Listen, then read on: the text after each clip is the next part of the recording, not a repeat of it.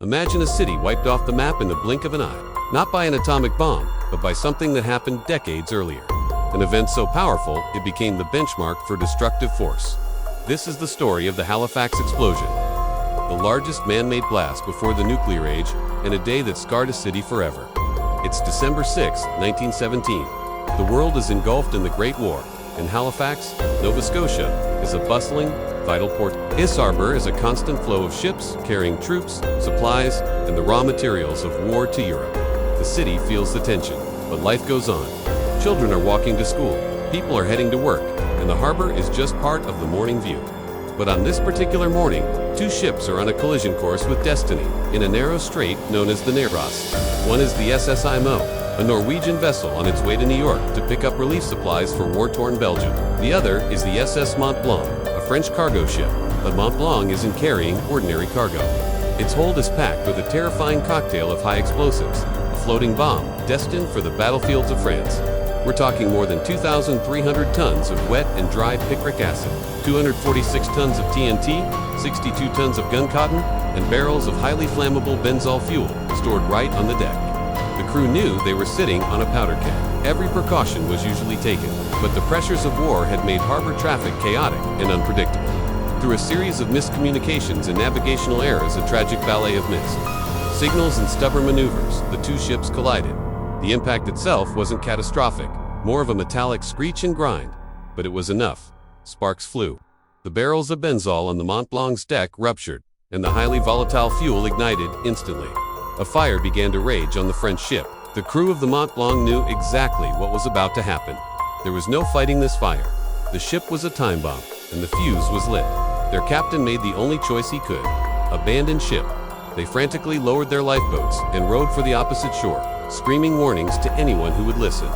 But their cries were in French, lost in the noise of the busy harbor and misunderstood by the English-speaking locals. From the shores of Halifax, the burning ship was a spectacle. It drifted slowly, ominously, towards Pier 6 in the city's industrial north end. People stopped what they were doing to watch. Crowds gathered on the docks. Families rushed to their windows for a better view. Children, on their way to school, paused to see the drama unfold. The fire department was dispatched, with the city's first motorized fire engine, the Patricia, racing towards the pier.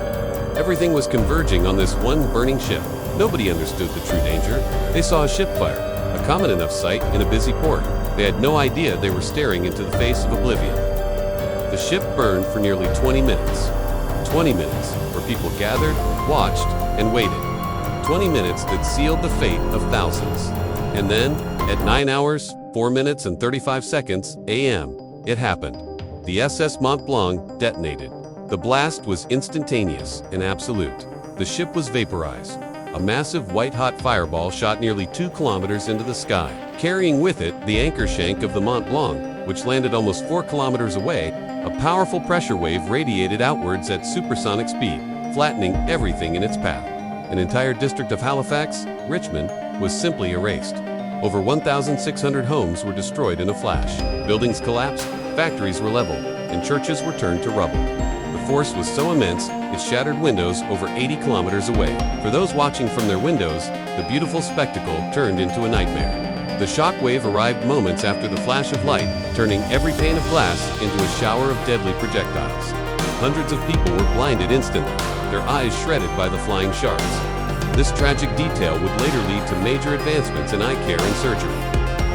Born from the sheer number of eye injuries doctors had to treat, the explosion also triggered a massive tsunami. The harbor floor was briefly exposed by the force of the blast, and the water rushed back in with a vengeance, creating a wave as high as 18 meters.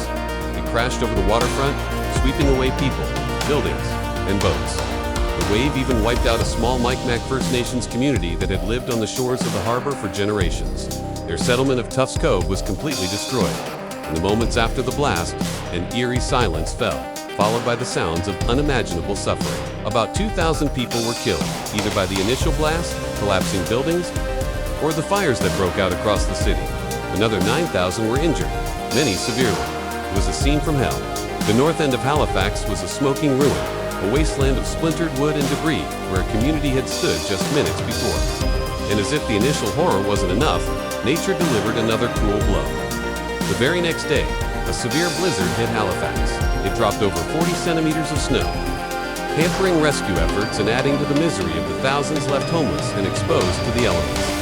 Rescuers dug through snow-covered ruins, trying to find survivors in the freezing cold.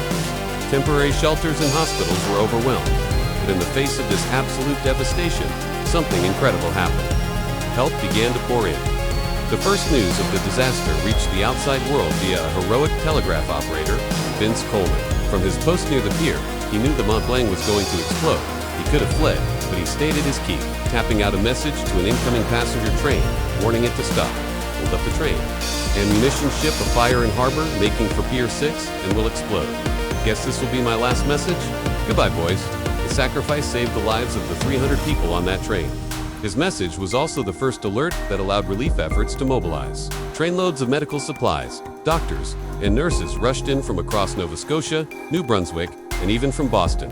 The city of Boston's quick and generous response forged a bond that endures to this day. Every year, as a thank you, Halifax sends a massive Christmas tree to Boston, a symbol of gratitude that shines bright in the Boston Common.